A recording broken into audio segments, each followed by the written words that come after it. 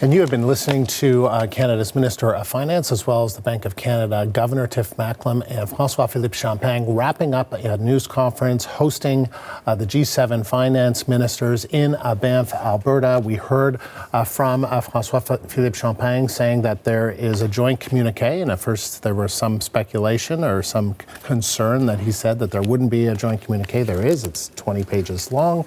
He says it's all about fostering growth and restoring stability to the global economy, and also pointing to the fact that no one who supported, this is in the communique, no one who supported the Russian war machine will benefit from Ukraine's reconstruction. And there were some questions about that there isn't a reference to the illegal Russian invasion of Ukraine in the communique. And Francois-Philippe Champagne said that shouldn't be the focus. It should be that the U.S. Treasury Secretary was there and supported this wording around not supporting the Russian war machine. We also heard some confirmation that Donald Trump, we heard this a little bit earlier, the U.S. president will be at the Leaders Summit in nearby Kananaskis in a few weeks from now in June. And we heard the Bank of Canada governor talk about the outlook for Canada, and we'll get into all of this, but saying that the tone was particularly constructive.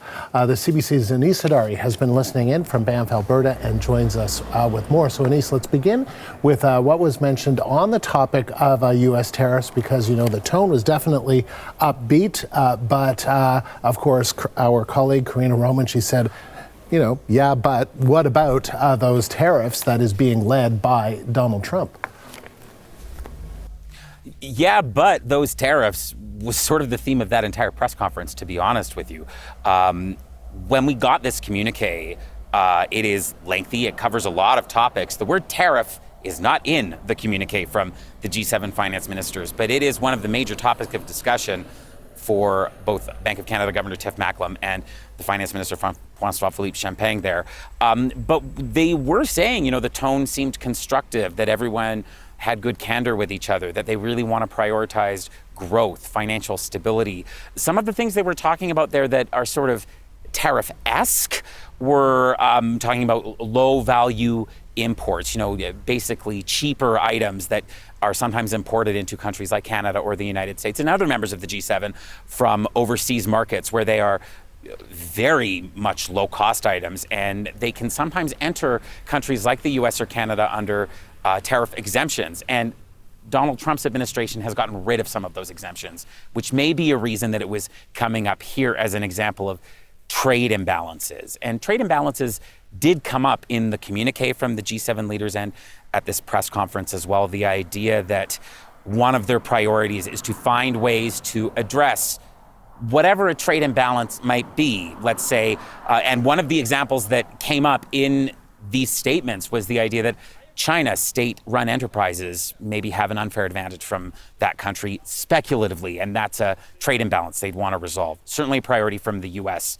as these meetings wrap up, Andrew.